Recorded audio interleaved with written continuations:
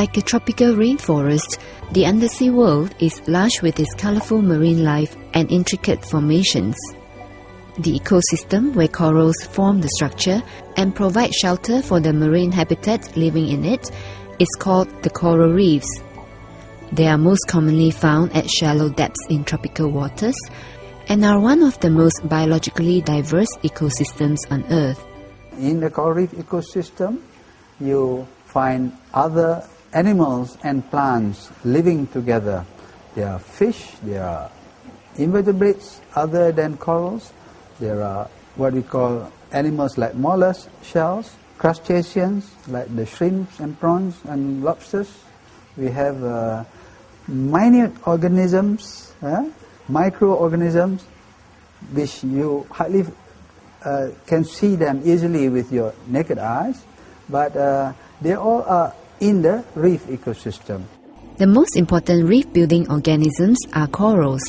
Corals are often mistaken for a rock or a plant, although they actually consist of tiny spineless animals called coral polyps. These polyps have a symbiotic relationship with the algae called zooxanthellae. It is that zooxanthellae that helps coral to not only produce food, but also help coral to produce the skeleton.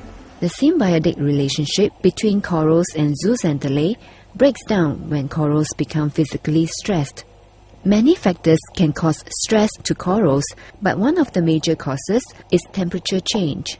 Corals is sensitive to temperature change, and they are actually able to grow well, reproduce only within a narrow range of temperature. Corals are also sensitive to salinity, the salt level or salt content in the water. But there are many things like, there are diseases of corals, which not many people highlighted. There are corals that bleach. When they become stressed, they are actually prone to bleaching. They expel zooxanthellae. That is what that causes the pigmentation in the corals.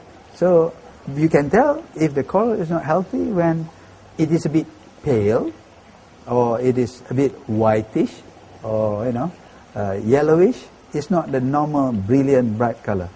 When bleaching occurs, the coral will become unhealthy and may eventually die.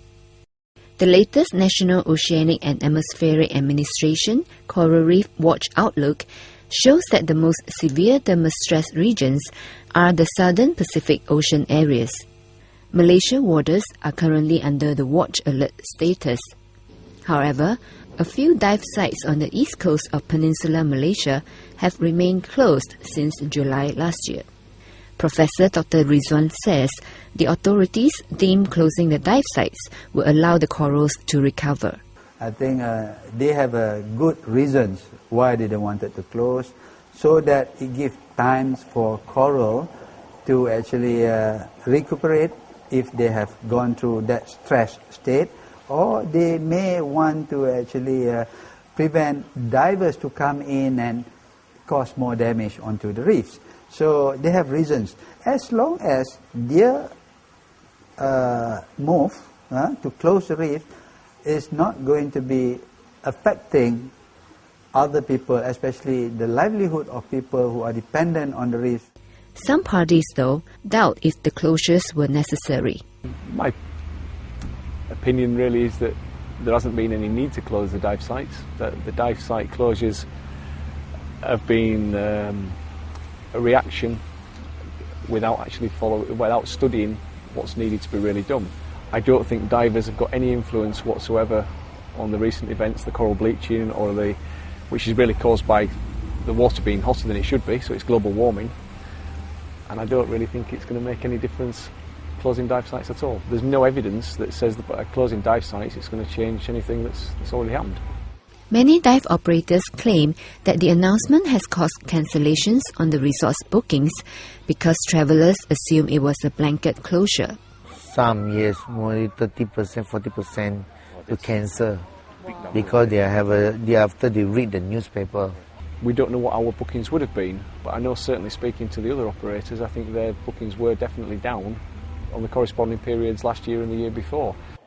A dive at Cek Isa, an area in Pulau Redang where the authorities closed down, found that a healthy amount of marine life still thriving there. As evident in the dives that we made in the last 2 days, we have seen almost a 95% recovery of the corals. Those that died have already been covered with algae and you can see the encrustation on it. And that one, we cannot do much about it. That is nature. But what we can do about it is not issue surprise dive sites closure that would affect the whole dive industry in Malaysia. Divers realize, though, that like other diving sites all over the world, Pulau Redang's marine life is not as flourished as it was a decade ago. I think Redang generally is better than most areas in the globe, that there is some healthy reef left and there is some healthy marine life left. However, like everywhere in the world, it's not as good as it was 5-10 years ago. If you'd have come here, I mean I wasn't here, but if you'd have come here 10 years ago, you would have seen a very healthy number of sharks, a very healthy number of corals. Everything would have been in abundance.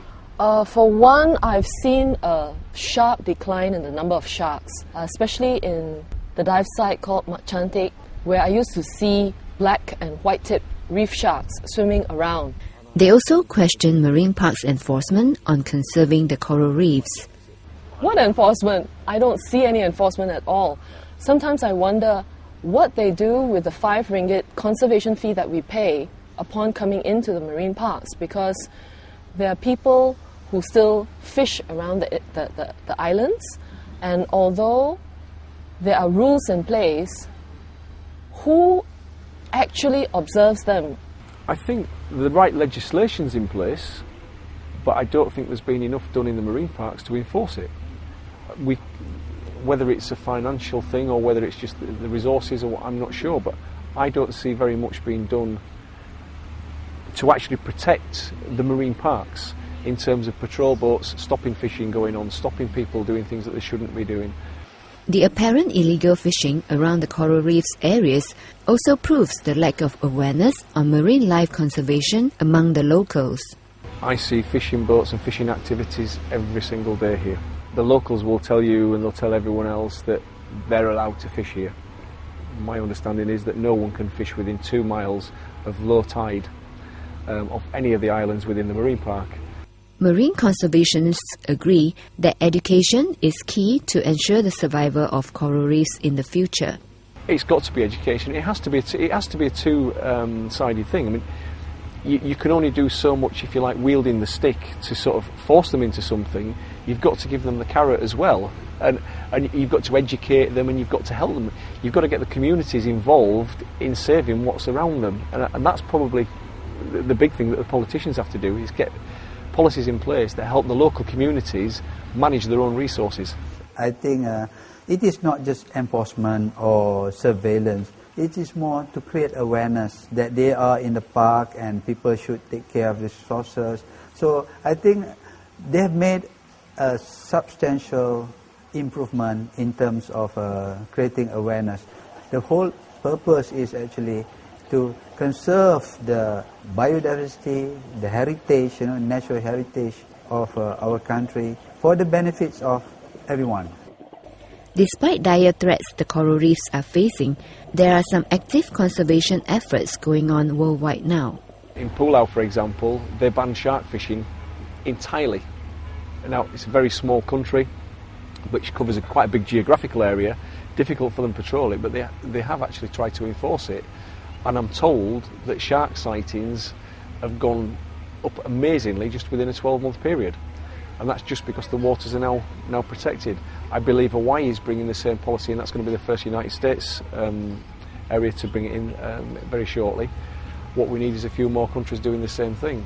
The Maldives, I think, have done a great job over the last 12 months in trying to promote a lot of the environmental impacts by holding the cabinet meetings underwater and this sort of thing. So there's a lot of good initiatives going on to educate people and make them aware, but we need more. And Malaysia's in a position where it could do an awful lot more.